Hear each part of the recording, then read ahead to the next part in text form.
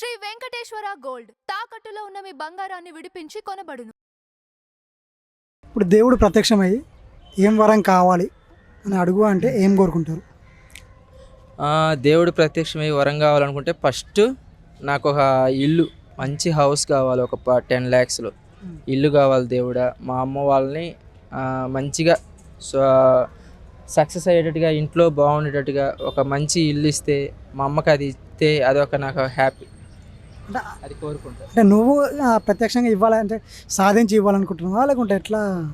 అదే దేవుడు ప్రత్యక్షమై అడిగితే ఫస్ట్ అది అడుగుతా. నెక్స్ట్ అయితే నేను ఒక మంచి ఆర్టిస్ట్ అవ్వాలని.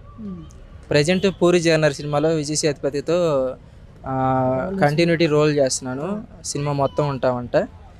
సినిమా పేరు బెగ్గర్ మూవీ ఏమో, మేబీ మొత్తం ఉండొచ్చు సినిమా మొత్తం.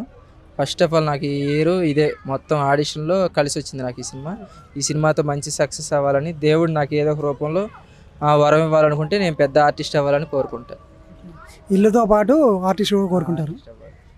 సో ఇంకేమన్నా అవకాశం ఇచ్చి ఇంకేమన్నా కోరుకో అని చెప్తే ఇంకేం కోరుకుతున్నావు?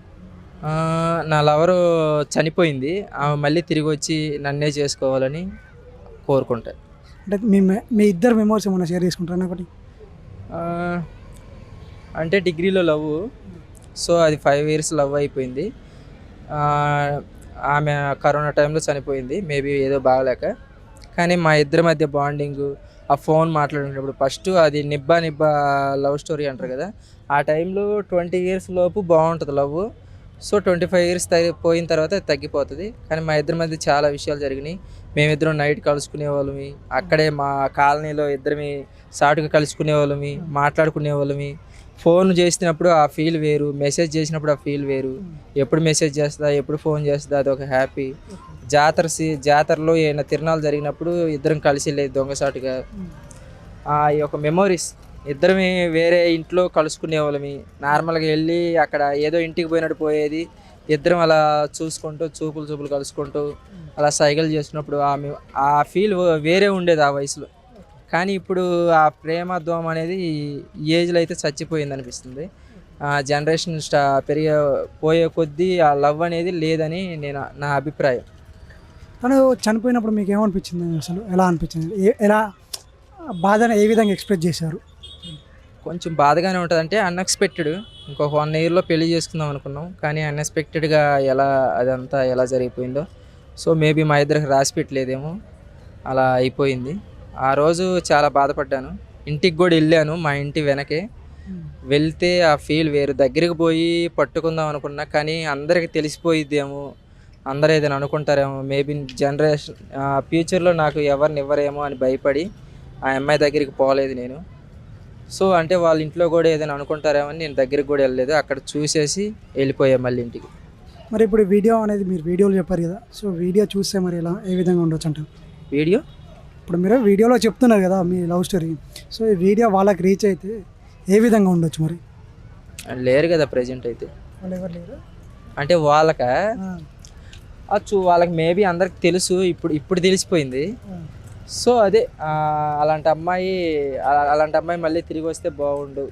ఎన్ని తప్పులు చేసినా మనం లవ్ చేసిన అమ్మాయి మన ముందు లేకపోతే ఆ బాధ వేరు. కానీ అలాంటి అమ్మాయి మళ్ళీ నాకు ఇంకా దొరకట్లేదు. అలాంటి అమ్మాయి ఫ్యూచర్లో నెక్స్ట్ మళ్ళీ అంటే పుడితే అలాంటి అమ్మాయి నాకు వైఫ్గా రావాలని కోరుకుంటాను. ఫస్ట్ ఎవరు ప్రపోజ్ చేశారు మీ ఇద్దరు? మేబీ ఫస్ట్ ఎవరు ప్రపోజ్ చేశారంటే ఆ అమ్మాయి నా నెంబరు ఎలాగో వేరే వాళ్ళకి నేను నెంబర్ చెప్తుంటే అది నోటెడ్ చేసుకొని నాకు డిగ్రీ ఫైనల్ ఇయర్ ఉన్నప్పుడు కాల్ చేసింది. ఆ అమ్మాయి అప్పుడు 9th class.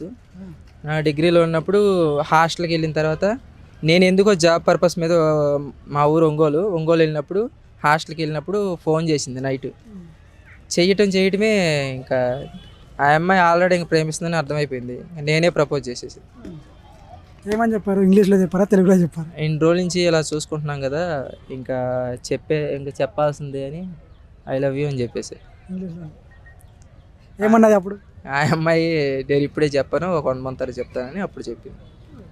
సో మొత్తానికి అయితే మీ ఇద్దరు అనేది లవ్ అనేది ఆ విధంగా ట్రాక్ ఎక్కింది. దాని తర్వాత 5 years జర్నీ చేశాక, సో 5 yearsలో అనుకోని పరిస్థితిలో తను కాలం గడిచిపోయింది. సో ఒకటి తన దగ్గర నుంచి ఎప్పుడు గుర్తుండే విషయం ఒక్కటి చెప్పమంటే ఏం చెప్తాను? తన నుంచి ఒక్కటి గుర్తుండిపోయేదా అంటే ఎక్కువ లేవు. ఆ అమ్మాయి అప్పుడు చిన్నపిల్ల కాబట్టి ఎక్కువ మెమొరీస్ అంతగా ఏం లేవు, కానీ ఒక్కసారి ఫిదా మూవీకి వెళ్ళాము, అది బాగా గుర్తుంది. ఇద్దరం ఆటోలో వెళ్ళి ఆటోలో కలిసి రావటం, ఒక కొత్త బంగారు లోకంలో సీన్ జరిగింది మా ఇద్దరికి ఆ రోజు నైటు.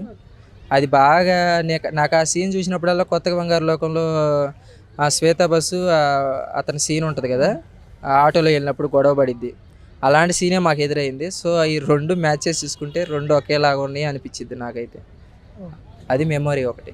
ఓకేనా, థ్యాంక్ యూ అన్న. మీకు లైఫ్లో మీరు కోరుకునే అమ్మాయి రావాలని చెప్పేసి మా తరపున వ్యూవర్స్ తరపున కోరుకుంటున్నాం. థ్యాంక్ యూ అన్న.